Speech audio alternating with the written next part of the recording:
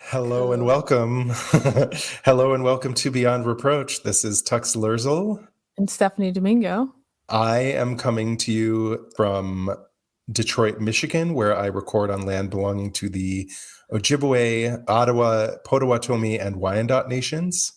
And I am coming to you from North Canton, Ohio, where I am recording on land belonging to the Kaskaskia Nation. I did look that up, and that is the pronunciation.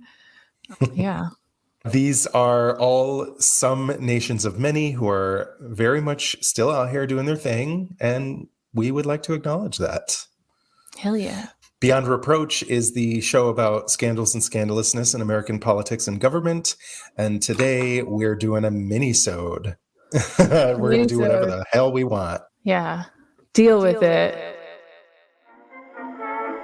When I was a kid at school learning the golden rule, teacher often used to say, if you don't tell a lie, there's not a reason why you can't be like Washington someday. How could Washington be a married man and never, never tell a lie?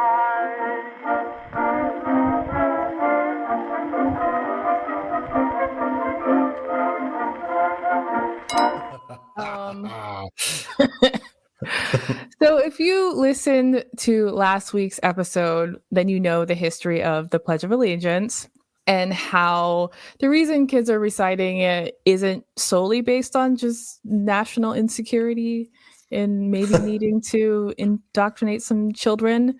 The pledge was born of a marketing gimmick, which is even more embarrassing and wrong. Yeah, it's not just indoctrination, it's also capitalism. Yeah. You know, that free market. Yes. It saves us, you know. Well, we're just so free. Mm-hmm. So it was a marketing ploy to sell magazine subscriptions to kids. Yeah. Good times. I talked about how there were these different iterations over the years and how this spring it was discovered that the man who was credited as being the author of the pledge, Reverend Francis Bellamy, he nicked it from a child. I love that part of this story. It's unbelievable. Yeah. A reverend taking credit from a child. Okay, amazing, as one does. Mm-hmm. So in this mini, I want to talk about the controversial addition of the line "One nation under God." Ooh la la. Yeah, we touched on it in the last episode. So the original pledge, it was written in 1892, and it contained no reference to, you know, the Lord God, the Lord our God. I mean, not my God, right? I want to start with a really fun flag related quote that I found. I guess it's not flag related, it's pledge related is more accurate. So do you know who once said that prayer uplifts the soul and unites Americans as one nation under God? Does that sound like someone you know? I mean, it sounds like a Reagan kind of a thing to say, but it could be anyone. It could be anyone. You're right. It is vague enough. It's like nationalistic. You know, they're saying God, they're saying uniting Americans. So this person continued, and we say it here, you know, a lot of people, they don't say it, but you know what? They're starting to say it more. Bush? Donnie Trump. Oh, of course. Okay. Yeah. You know, a lot of people is like a key, or like many people are saying is like another one of his. Yeah. It just started to sound a lot dumber as the quote went on. So I was like, Bush? Bush was a good guess with that. Reagan knew how to communicate. Those two, not so much. So did you know that motherfucker was born on Flag Day? Oh, why am I not surprised by that? Yeah. Oh, okay. Yet another reason not to fuck with the flag, you guys. Okay. So I'm home in Ohio. I don't know if did you see my story about the flag that appeared? Yes. You guys, I'm in Ohio right now, and it is like flag central. I haven't seen so many flags since 9/11, since right after 9/11. It is outrageous. So a flag appeared in our yard 4 days ago. And I almost did like a double take going down the stairs because I saw something red. I'm like, what is that? And as I'm walking down, I'm like, that's a fucking flag in the yard. And I went to my mom and she's like, yeah, Augie put it there. And I'm like, what? So Augie is the man who does our lawn. And this was not the first time that he is placing a flag in our yard. He does this for the 4th of July. He occasionally will put it up in Memorial Day. He'll eventually come and collect, the trash that he left in our yard. But my parents are like too nice to say anything. It puts them in a really awkward position where to say like, hey, I don't want this stupid flag in my yard would make them look un-American. And this guy, he's basically my dad's handyman. He does all of the work in my dad's hospitals and in the office. Like he is like Mr. Fix-It. So it's not just he's doing the lawn. He's anytime we have a problem, he like comes and helps us. So they feel like it would really, really hurt his feelings. I mean, my mom kind of doesn't care. She thinks it's funny. I would be less concerned about hurting his feelings than I would be about like we're the like black family in this town and we're like, get this flag out of here. Yeah. You know what I mean? That's a bad look as well. It's like, look at the blacks being un-American as they do. Yeah. Is he white? He is white. I mean, he has extra flags laying around. So Yeesh. he's not one of us. So what was I going to say? Yeah. Oh, I asked my mom what she thinks would happen if I put up like a rainbow flag. And she's like, oh, I don't know. And I'm like, okay, sure you don't. And then I asked Jessica the same question. She's like, it would go missing pretty quickly. I'm like, yes, that is the answer. But I'm very tempted to get a flag for balance. But, Yeah, I would ask Augie to put it up. Give it to him. Right? So we are recording, 2 days? Yeah, 2 days before the midterms. Hopefully when this mini drops, there will be some good news. Oh my God. I'm fully deluding myself. I choose to be optimistic. I choose to believe that Gen Z and Black women and the LGBTQ are going to save us. That's how I feel. I am less optimistic. Okay. I was feeling very optimistic because of like the whole Roe v. Wade thing and the number of women that have registered to vote. Yes.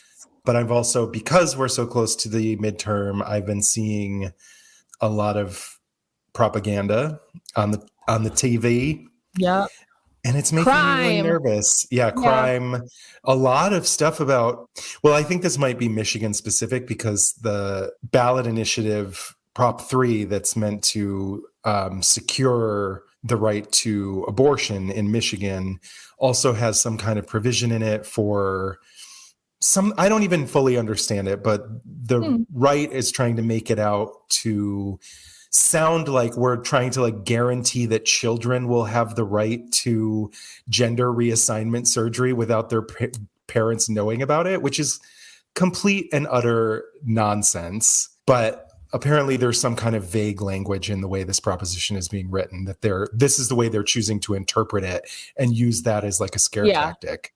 Okay. So I have seen so much stuff, lots and lots of stuff about crime, but so much stuff about transgender indoctrination. No, there's what? So many attack ads in Michigan have flashes of images of drag queens in the ads. So you mentioned that as a scare tactic. And I thought that you were kind of joking, like, drag queens are so scary. And I'm like, okay, yeah, they sometimes sing out of key and that is scary. But like, I was just thinking of who's that one, the one who was always wearing red, Tina Burner. Oh, Tina Burner, yes. She's kind of scary. But I didn't know that there were ads. Yeah, in Ohio, it's really just crime. They're trying to act like things are lawless and that every Democrat is just going to let people out of jail to come and, I don't know, do bad things to your house. There's a lot of that too, for sure. But a lot the transgender thing and the drag queens are always piggybacked right on top of the crime. Like so and so is soft on crime, and they're going to indoctrinate your children to be transgender and flash a picture of a drag queen. Oh my God! As if drag queens and transgender people are the same. Yeah. Also, get it. And it's like, together. is it a drag queen that like looks really good? No. I mean, not that it matters, but like, I'm kind of curious. I'm like, who are they showing? If the next time I see this ad, I'll try and remember to Google it and send it to you. Yeah. I can't remember Yeah, you brought it up, and I really thought you were making a joke because I thought it was hilarious. I'm like, yeah, drag queens are so scary. So, I totally got off topic. Sorry, yeah. Everyone just go vote. Oh, I guess it's after they're gonna. It's too late now. It's too late. Fingers crossed. Yeah. So I'm hopeful that all these ballot initiatives will pass. Anywhere where Roe v. Wade is on the ballot, I'm very hopeful that those will pass.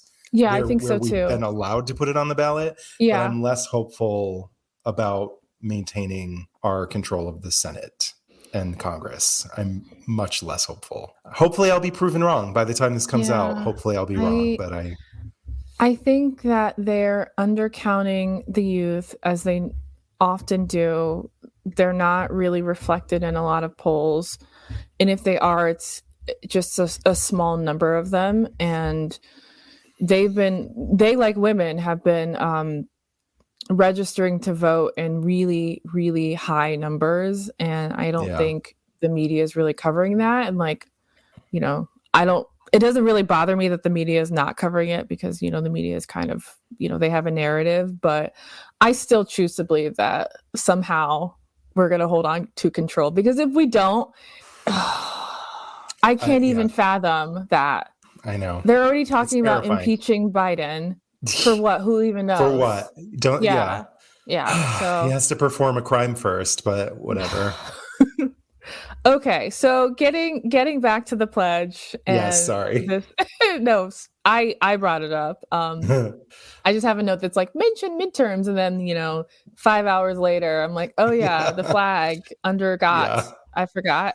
So this controversial phrase, even before it became controversial, and I think I mentioned this in the last episode, there were Supreme Court challenges from religious communities, even before they added the under God. Did I mention that there were Jehovah's Witness that brought court cases? No? Okay. Maybe no. I just mentioned it in my head. You did briefly mention it. Yes, you did. Okay. So court cases about whether students should be required to recite the pledge hit the Supreme Court in 1940. People kind of like to make fun of the Jehovah's Witness because they are weird and they are annoying, and they they wear belts and they tuck their shirts into their pants, but they were they are such a look. Like, you can see them coming, especially in Brooklyn. Like, they stick out so bad in Brooklyn. I just see them coming towards me with like a smile on their face, and I'm just like, no, thank you. The white button downs, right? Yes. Yeah. Yes.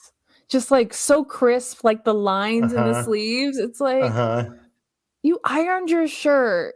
Come on. So these people are weird. However, they were the first religious group to really, really reject the flag and this requirement for their kids to recite the pledge every morning in school.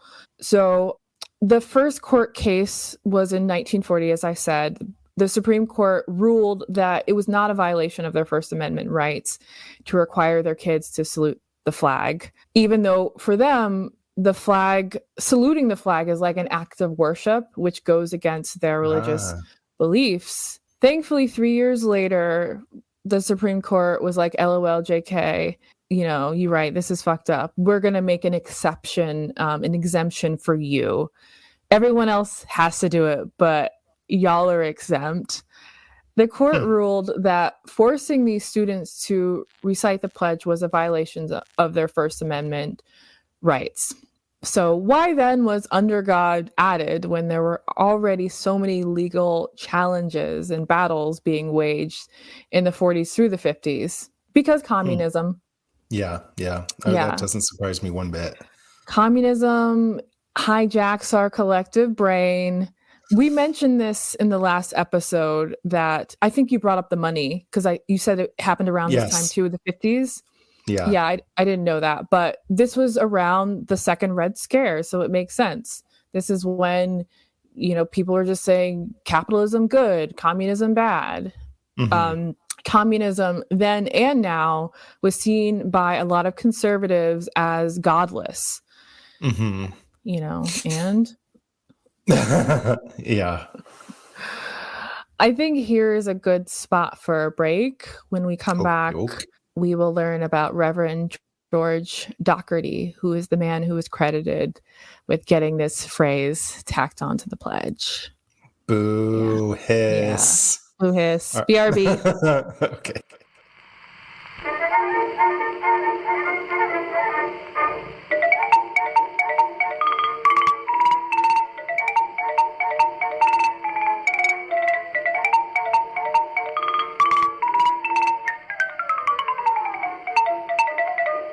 Welcome to #History. I'm Rachel. And I'm Leah. And if you're a history nerd, or even a history hater, this is the podcast for you. Even if history was your least favorite subject in school, we can guarantee you will like this podcast because we talk about all the things that your history textbooks did not. Things like how the Bonnie Prince Charles and his Jacobite uprising was a bit of a disaster. Yeah, or how the pharaoh Akhenaten was so disliked by Egyptians that they literally purged his name from nearly all of their records and pretended like he had never existed. And we do all of this while drinking and rating a custom-made cocktail specific to that week's topic. So grab a drink, take a seat, and hang out with us each week as we learn all about history's greatest stories of controversy, conspiracy, and corruption. Okay. Breaksy breaks. Okay, and we're back. Huzzah! We did it. We did it. So, Reverend George Doherty, let's get into it. He was born in Glasgow. Okay. I think. Scotland. Pretty I don't sure. know why that's hard to say when it's clearly phonetic. I don't know why it's difficult for me, but he came here in 1911. I'm sorry, no, he was born in 1911. He came to the U.S. in 1950. He was brought from Scotland to become a pastor at a really popular church in D.C., the New York Ave Presbyterian Church. Have you heard of it? It's like the biggest, most well-known church in D.C. It was a favorite of Abraham Lincoln. Went there for Sunday service. Like all of the presidents go there. You've been to D.C., right? Yeah, I've probably seen it. Churches are not high on my list. I know. Of... Yeah, that's true. That's true. Yeah, it's beautiful, but yeah. I mean, I do appreciate the beauty of an old church. I can appreciate that they're like I've gone to churches in Europe, but American churches don't really do it. They're not the same. They're not as like grand, but this one is really nice. For us. It's the best. Yeah. It's one of the best examples of a nice church here that I've seen so far. So he had not heard of the pledge until his son came home, I guess, reciting it one day. And he was really upset. This is a quote. "I came from Scotland where we said, 'God save our gracious queen. God save our gracious king.'" This is what Doherty told the AP in 2004. He went on to say, "Here was the Pledge of Allegiance and God wasn't in it at all." Like he was shook. Like this became his mission. He used his pulpit every Sunday to kind of rail against, just kind of pepper it into his regular sermons. He had previously talked about this so much that he was kind of like going through the argument in his head. Yeah, he found his perfect audience in February of 1954 when President Dwight D. Eisenhower attended Doherty's service in honor of Lincoln's birthday. So it's Lincoln's birthday. Doherty, he's feeling himself. This was the audience that he'd been waiting for. He would frequently go off on these tangents, when he was feeling that sweet, sweet spirit. And here was the president of the United States sitting in the first row. He was ready. He said, to omit the words under God in the Pledge of Allegiance is to omit the definitive factor in the American way of life, he said from the pulpit. Okay, sir. Having time to... Yeah. You've been in this country for how long now? Like, who? A few years at this point. Yeah. Yeah. Who the hell asked you, sir? So having time... Like, God save the king. Yeah. You know, whatever. So he had time to kind of research his delivery. He had mentioned in sermons previously that he felt under God wasn't religious, which is really interesting. Yeah. In what respect, Charlie? Yeah. He felt that it was broad enough to include Jewish and Muslim people. So I guess it was like non-denominational religious is what he was trying to say.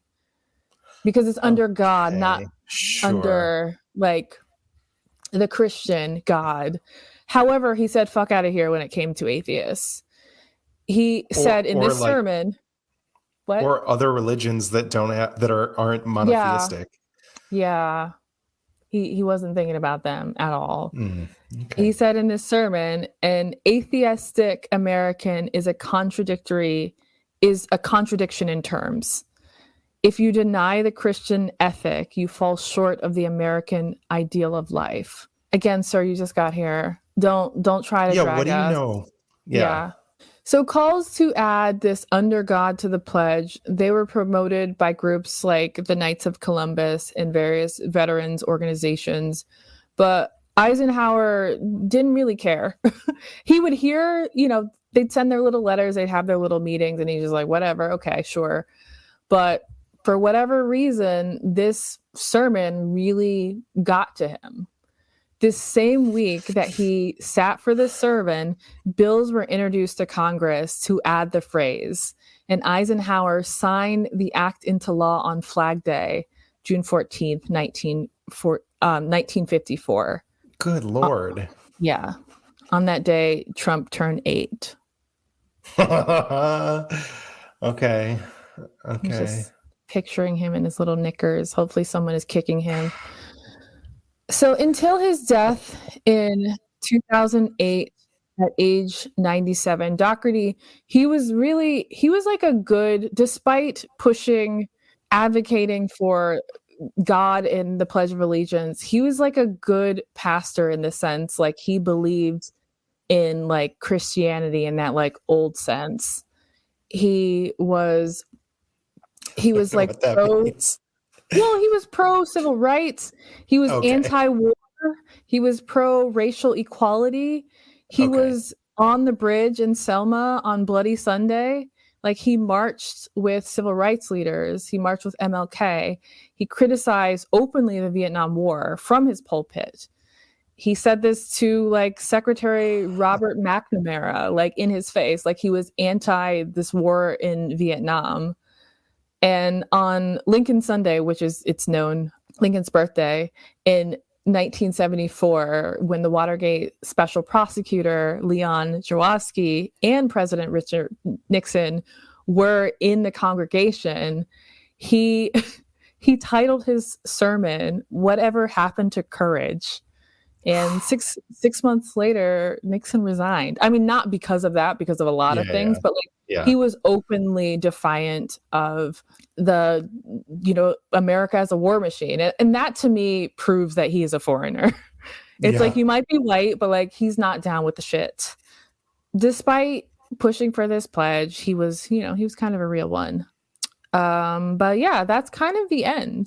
The pledge was celebrated on Flag Day, and there was this big ceremony, and for some reason he wasn't invited. What? Yeah. He said everyone who was anybody was present except me. They forgot to invite me. Maybe because he's not American? I don't know. I mean, I guess the bottom line here is that like the pledge is fucking weird with or without that added piece of information. 1,000%. Yes. As much as I do think it's silly and stupid to fight so hard to get that added, it's silly and stupid already anyway. So who gives half a shit? You know what I mean? Like, I mean, I'm glad that I know why we fought so hard to add it, because I did just assume, like, obviously it has something to do with communism and the fact that communists are godless. Godless heathens, you guys. Yeah, but wild. Okay. That's weird. That's some story. Yeah. All right. Well, thank you for telling that. You're welcome. Yeah, the pledge is stupid, but like, I don't know. It's like, it's so stupid but also like very dramatic. Like there's all these intersecting stories. And I just, when I saw that Flag Day was Trump's birthday, I'm like, oh God, I'm doing this. I'm doing this as a mini. This shit is wild. It's also weird that we just have we have Flag Day in the first place. That's another weird thing. It is very weird. A lot of what we do and just think are normal because we don't think much about them are weird. Yeah. Like pledging allegiance to a flag is bizarre. And I know, I was thinking about this the other day. I don't know why. I was like listening to the last episode and thinking like, it's weird that we're like, we pledge allegiance to the flag, ... Oh yeah, and the nation for which and the nation. Stands. Yeah. Like it's odd that the order. But again, it was about selling those flags. That's true. Yeah. It is funny how this whole story, every piece, every little individual part of the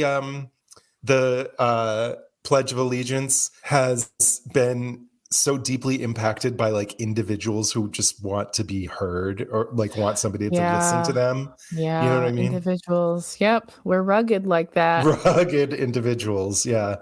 Wild. All right. Yeah. Well, so what? It's proof that people, like one person or a few people, a handful of people, can change our country. But it's like for the better, or I know. Can we do something? Can we do something that means something next time, guys? No, but it has to be capitalism for it to happen. Oh, yeah. That's how one person can do something if it's capitalism. Huh. Okay. Yeah. Yeah. I mean, I wish we could just get like a capitalist who cared about climate change or something to, meanwhile, Elon Musk out here making Teslas instead he's going to just tank Twitter. Oh my God. He is getting sued. He's like, I love it. Like I am that Michael Jackson meme with the popcorn. Like I'm living. It's so fun to see him getting in fights with AOC and like losing. He's just such a man child. And I knew that before, but like, wow. He's like, I knew that he didn't have good ideas. I knew that he was just wealthy. Yeah. But just seeing it so clearly, it's like, ew. Yeah. Like, I get why you think you need to go to space now, because look at you. Get out of here. All right. I guess we should wrap this up before we go on yet another tangent. Thank you for telling that story. The more you know. Yes. With the rainbow comet situation. Yeah, that's it. Thank you so much for listening to Beyond Reproach, the Minisode. This has been Tux Lerzel. And Stephanie Domingo. That's all right. Big thank you to our new audio editor, Dev. We could not do this without him. Nope. Ta-da! We did it. All right. Bye, guys. Bye, y'all.